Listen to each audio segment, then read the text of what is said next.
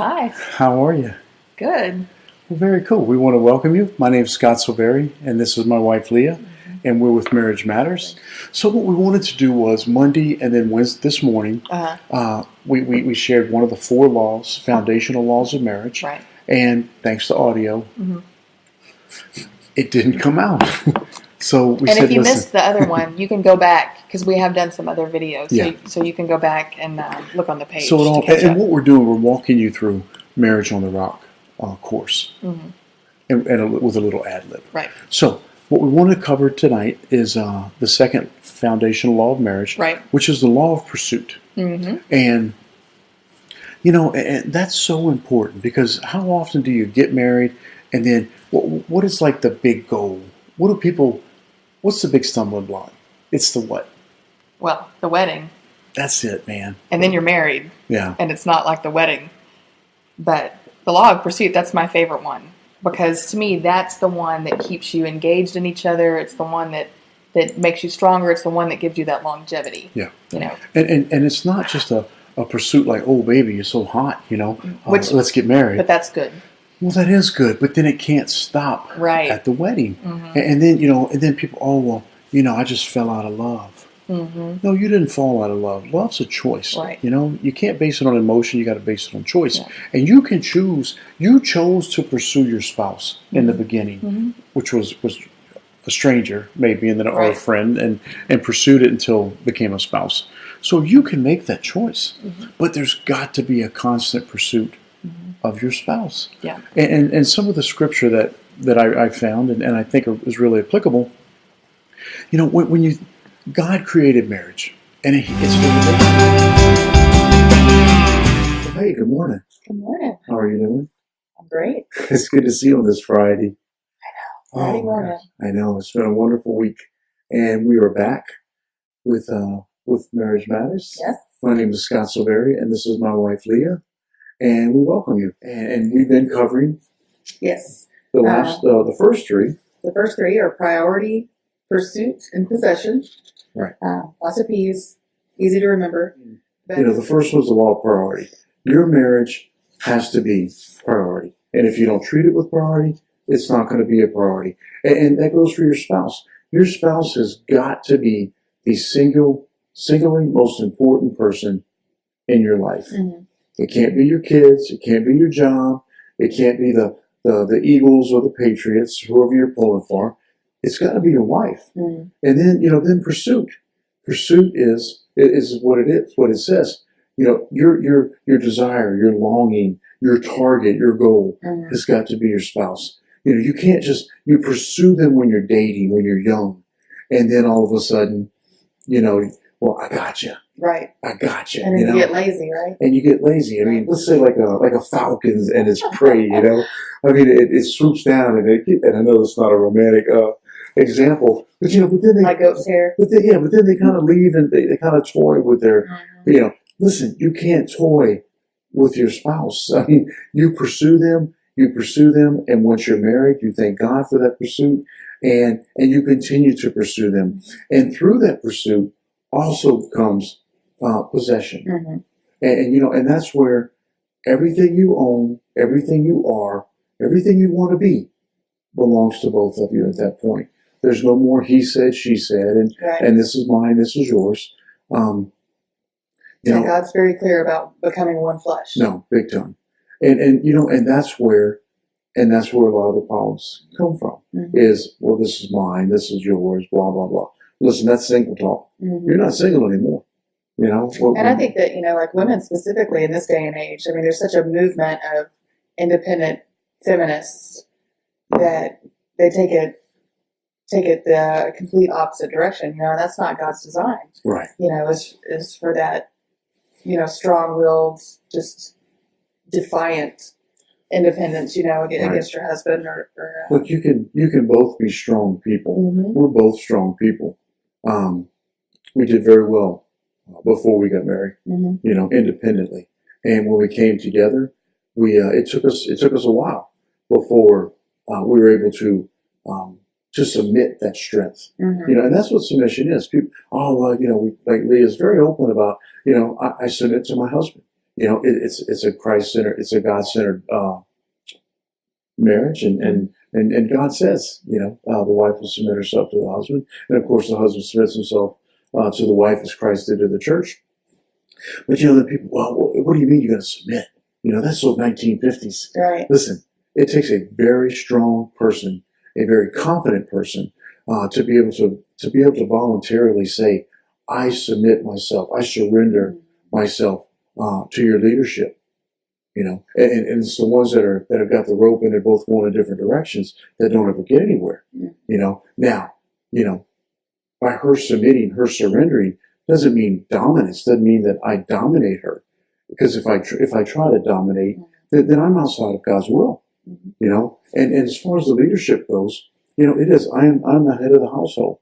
Not just because I'm physically stronger, or maybe more hard-headed, but that's by God's design. There's got to be a leader. And like any good leader, you're only as good as the people you surround yourself with. And the person you surround yourself with is your spouse. So that's where the teamwork comes. Now, if you want to wrap up those 4 principles, the 4th one is the law of purity. This one's a biggie. So God designed marriage to function in an atmosphere of total nakedness. We're going to read these down here. Nakedness, physically, emotionally, mentally, and spiritually. Right. and to go over it, I always think it's funny. Like look, we know, we look at the data and we know that there's probably about 85% women who tune in and participate. And I see Karen right there. Karen just tuned in. So listen, so sometimes the only way to get, and I got to change my thinking, because I was going to say, really the only way to get guys watching or interested is when we talk about naked. Right. Say naked over and over. So initially I was saying naked over and over again, but I guess, maybe a guy yelling naked, naked, naked, and expecting to pull guys in, right, probably not the best strategy. But they woke up. But when they woke up and they're like, hey, why is that guy yelling naked, naked, naked? So just to let you know, and I see Rita's just popping on. So I'm not going to yell naked, naked, naked with the hope of guys tuning in. Right. Okay. Right. But we do want to get your attention. And when you talk about nakedness, just like, in Genesis when they spoke of Adam and Eve, and they were naked and they were not ashamed until they were introduced to sin and separation from God, then they were aware of their nakedness. But we're not talking physical, I'm going to say this word, and I know it's not a word, nakedity. Naked. That's my word for the day. Well, I did. I made it up. But so, what is the value of the theme of nakedness? Well, it's vulnerability, like on every aspect, like when you're naked physically. That takes some guts, right? To stand naked for, probably men don't care. Nowadays, men don't care as much as women do, I would guess. But it does. That takes some guts. When you're standing in front of your spouse with that clothes on, you're completely vulnerable. And look, and you are vulnerable in the sense that, if they looked at you and ridiculed you, or that has to be a complete safety and trust, at that point. As far as actual nakedness. I was talking about the spiritual nakedness. Well, I'm getting to the spiritual nakedness. But, it's in all aspects. Because I'm embarrassed. I'm thinking, oh my gosh, I should be embarrassed in front of you? No, Being naked? You saying I'm going out of shape? Oh my gosh. I'm saying the wrong words from your spouse can dissolve trust. No, it can't. On a physical nakedness point. But the same thing spiritually, it's nakedness in every aspect when you're married. It's complete and total vulnerability. And, but also spiritually, that you can go to your spouse that you trust, as far as like being head of the household and things like that. Like, I trust you to do the things that God wants you to do, right. And not just, like you said, dominate or anything like that. So, but also being vulnerable spiritually, and that we can go to each other in prayer or with worry. You nailed it. That was, you did. You're right. That's where that nakedity. Yep. That's where it comes through, is in prayer. Listen, it took me about 4 months of not being. Now look, I was praying, I was growing. I really was, and she was praying, but we weren't praying together. And for about 4 months, she said, we need to pray together. I knew we needed to pray together, but we would lay in bed and we would try to. And then she's like, look, you're the head of the household, I want you to start this. And I wanted to start it, but I couldn't. And I'm going to tell you, for about 4 months, I struggled over this. And it was the whole idea of being naked. I couldn't come vulnerable because, we both had, we talked about it before, we both had luggage. And inside that luggage was baggage. And before we got married and after we got married and while we were married, we never unzipped our respective luggage full of baggage. Because inside of my luggage was all kind of baggage. And, and of course, if I came open and vulnerable, naked, then that meant unzipping that bag. And you know what? When you're in the middle of prayer and when the Holy Spirit moves in and it's a God speak instead of you worried about hiding and secrets, you worry that you may say something that tips your wife off or your spouse off. It's hard to keep secrets. It's hard to be manipulative when you're talking to the Creator. Right. And look, he ain't going to put up with it for long. So the easiest thing to do was, well, I'm going to pray over here and you pray over there. We're not going to pray together just yet, Listen, because I'm not saying you're hiding something, but a lot of times there's something to be hidden. And so that's where nakedness comes from. Well, and that's the thing, the whole thing we're talking about is marital purity today. And that's, Right. and to have that purity and that vulnerability and that purity, your marriage, you were designed for each other and only each other, and the world will tell you something different right now, that spouses are, exchangeable or throw away commodities, but that law of purity, your spouse is designed for you and you alone, and you're it to each other. So pursue your spouse. That comes in back to the law of possession and everything is in pursuit as well. But you really have to, those, I lost my word. Purity. That's what I was looking for. But that purity, you have to really connect or devote to each other that purity. There's no one else. And that's where that nakedness comes in.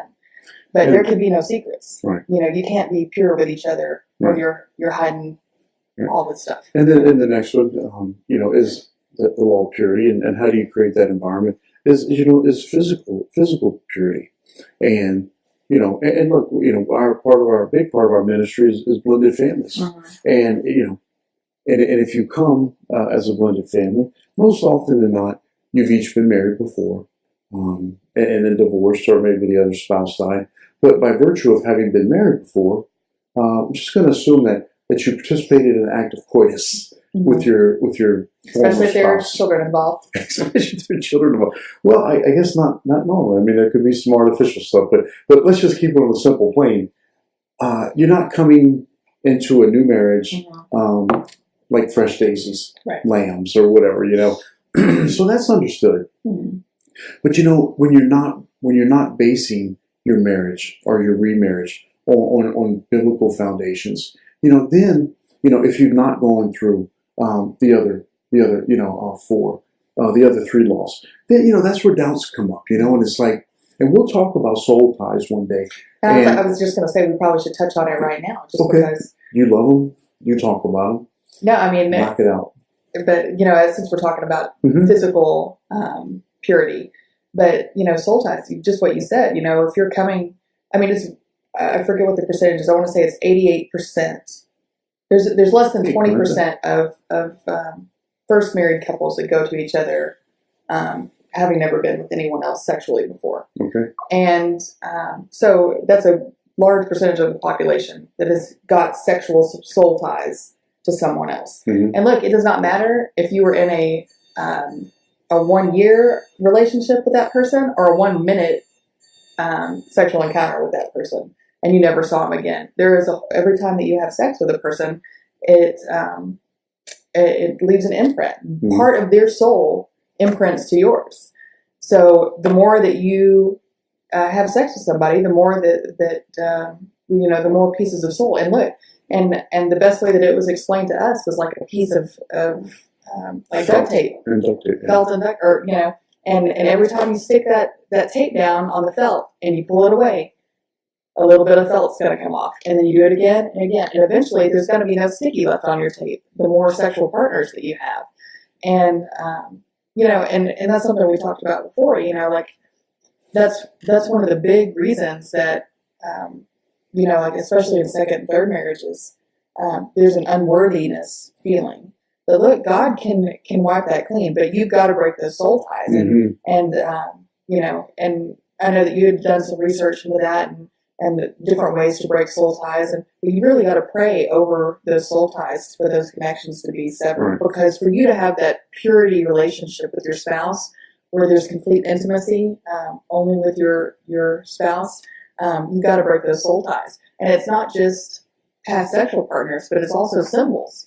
If you're carrying around your, women, if you're still wearing your diamond ring on your right hand from your first marriage or whatever, because you don't want to, you've got to get rid of or gifts that they've given you, or girlfriends or boyfriends. Pictures in your phone, or things like whatever that. the case is. You've got symbolic soul ties are there as well. And it's there physically as well as emotional soul ties. But we're going to talk more about that. Mm-hmm. But as far as purity comes, physical purity it's got. Listen, you got to stop cheating.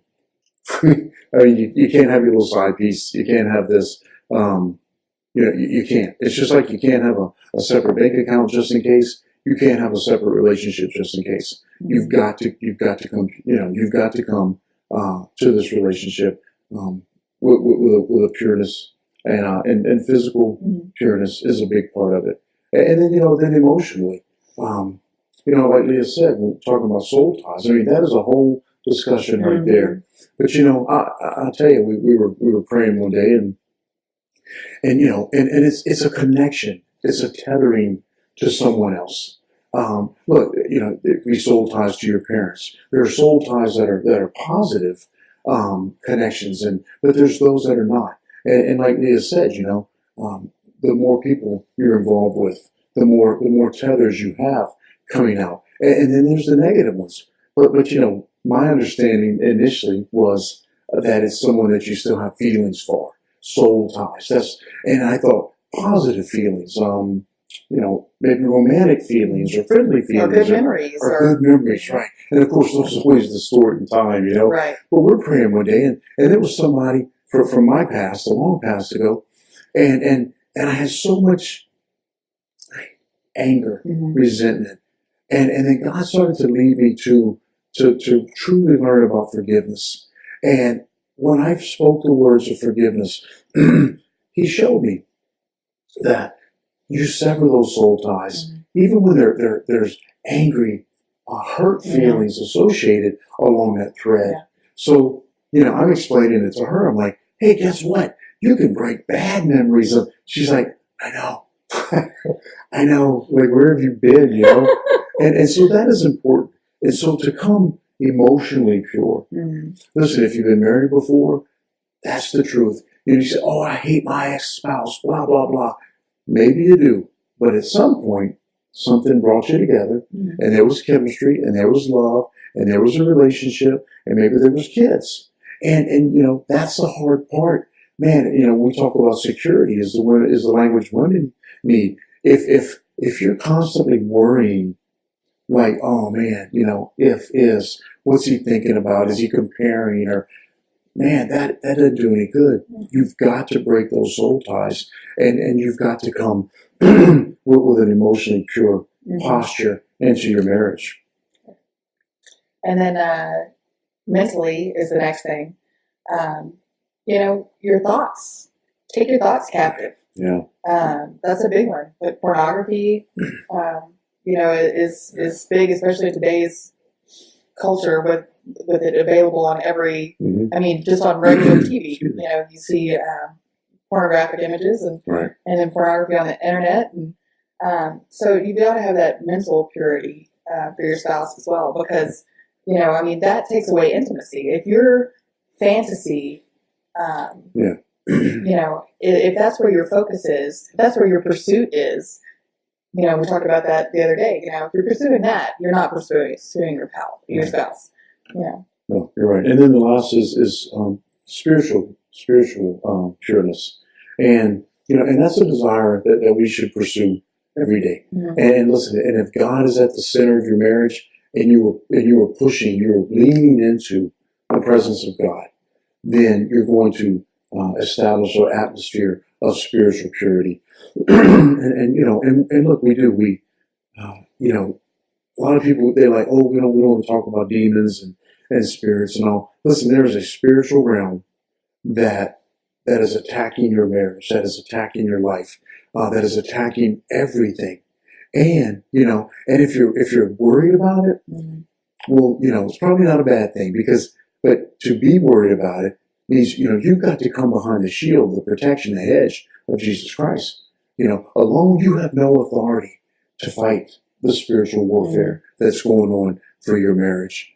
Behind Christ, behind the shield of Christ, you've already won the victory. Mhm. So I'm telling you, when you think about it, there was no mention of Satan in Genesis until Eve showed up. Mhm. And she didn't bring him.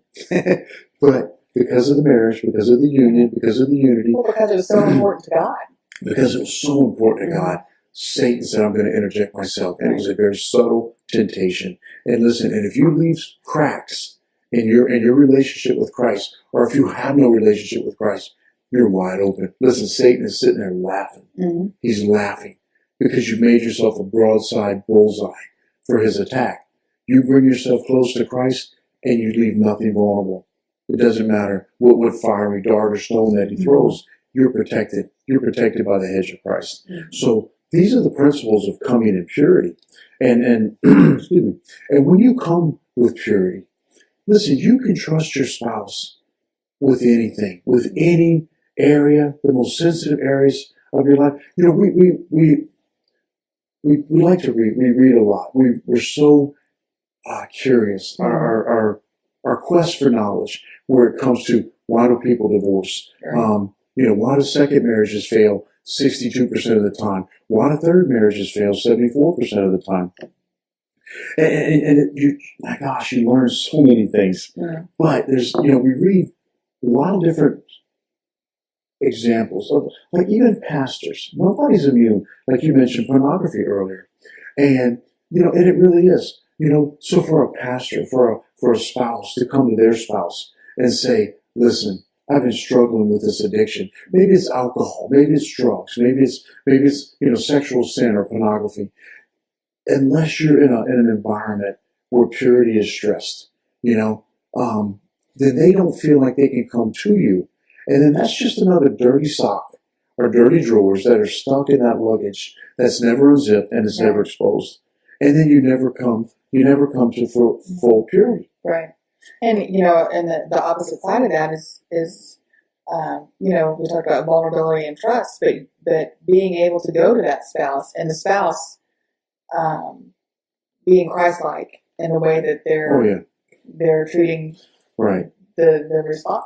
No, look, if every time you don't cut the grass and your wife bangs it out on Facebook, this is no good, blah blah blah blah blah. Do you really think that's an environment where your husband feels like he can come to you in confession, repentance, and to ask for forgiveness and then restoration? Mm-hmm. No, it's going to wind up a Facebook post. Right. So you are exactly right, Leah. Both spouses have to be in a posture of encouragement and forgiveness and trust. So, and that's talking about how do you create an atmosphere of purity. We've got to be careful what we say and do, and that's just what you were talking about. Right. Facebook is a biggie. I've been watching dramas play out this week, about a woman that's that her husband is still living at home but has a girlfriend and stuff like that. I mean, the whole thing is living out on Facebook. She's so angry, and I'm like, for any chance of that marriage to be restored, you gotta take it to God first and take it off of Facebook. Second, You're so right. Take it off of Facebook. Hey, oh my! Listen, God doesn't. I know there's a Facebook account called God, but God's not on Facebook. Well, his word can be shared through Facebook, and that's what we're doing. But he's not going to take your petitions Right. off your criticisms of Right. your husband, okay, or your spouse. Yeah. So you got to be careful what you say Yeah. and do. You posted doesn't count as prayer. So the other thing is take responsibility for our own mistakes. Mm-hmm. You know, Leah said earlier, one of the three things that we challenge you with is focus on what you can do to change. And this is the truth. Take responsibility for your own mistakes. And that means learning to quickly say, I'm sorry, I was wrong. Will you forgive me? I mean, listen, that's hard to do, but it's so important. And for some reason, to it's do. harder to do with your spouse than it is other. Like, I mean, it's easier to Yeah. say I'm sorry to a stranger than it is to Right. come to your spouse in true repentance and say, I'm sorry, will you forgive me? Right. You know. You know, and that's the ego, and that's the pride. Yeah. And but if you don't come, you know, if you don't have this posture of purity, where there's in the nakedness and the physicality and the emotions and the spirit, you're not going to feel as if you can come into a posture of apologizing, because you know what, it's a shame, because you've lost that ability to say I'm sorry because you're suspecting the other shoe to drop, or you're suspecting your spouse to lord it over you. I mean, listen, who wants to apologize and have to hear, 20 years later, Right. Oh yeah, I mean, it happens. Mhm. It happens. And It happens so- all the time. all the time. So the best thing to do is just keep your mouth shut. Mm-hmm. I mean, it's a shame, but that's just the way it is. So, what maybe some of the questions we'd like to ask is, when it comes down to creating this atmosphere of purity, we're talking about nakedness and physical and emotional and mentally and spiritual. What are some areas that are easiest to share with your spouse? Mm-hmm. And then what are some areas in your marriage that need improvement? Everybody needs, we can all do better, Mhm. but that's just some stuff. I mean, some of these questions, these are not rhetorical. They're questions for you to ask yourself. And where do I need to improve? Yeah. And your spouse should be your safe place. I love the word safe place because it's very overused in today's culture. Yeah, we're not talking about Everything's a safe college space. kids on campus. Yes, everybody's got their safe space. Yeah. Look, your spouse is your safe space. Mm-hmm. That's where you go to God, you go to your spouse. There should be no filters, Right. with all of that. So what do you need from your spouse to be able to openly share? Mhm. Listen, if you've got an addiction, if you've got past pain, that's where Lee and I struggled to come together. Is that we were both carrying so much pain from our past that we didn't know how to handle it ourselves. We didn't know how to go to each other with it. So what do you need from your spouse Right. to be that safe place? What assurances do you need? Right. And it's really these are great ways to look at ourselves. Like we've said it several times about praying about ourselves. Mm-hmm. Because every time Scott came to me with something, a realization or pain or something from his past or confession or anything like that, if I immediately interrupted and told him how he could do better or how he should have done it or how Right. like all of these things, that's not gonna heal anything. Right. But No, you're right. just being a safe place where I listen and mostly listen. Yeah. And vice versa. One of the big things is that with that is and I had to learn that when Leah came to me with a problem, was that she didn't want me to fix it. She wanted me to listen. And it took a while because guys are natural fixers. Mhm. We want to jump in. We want Right. to resolve it. It's like, well, I can take care of that right now. Well, she doesn't want it taken care of right now. She just wants you to listen. Mhm. And that's the biggest thing, is just being quiet and being attentive and listening. So that is so key. I put this up prematurely, but I love this. I know it's not biblical. I hope maybe Jesus said it. I don't know. But it says, when the grass looks greener on the other side, it's time to water your own lawn. Mhm. And that is perfect. You come in purity. If you put these 4 principles into place, Mhm. your grass is going to be the envy of all the neighborhood, and that's where That's where basing your marriage on the rock of Jesus Christ comes into play. We'll see you next Monday Yeah. at 6:30 a.m. And God bless you. Bye, y'all.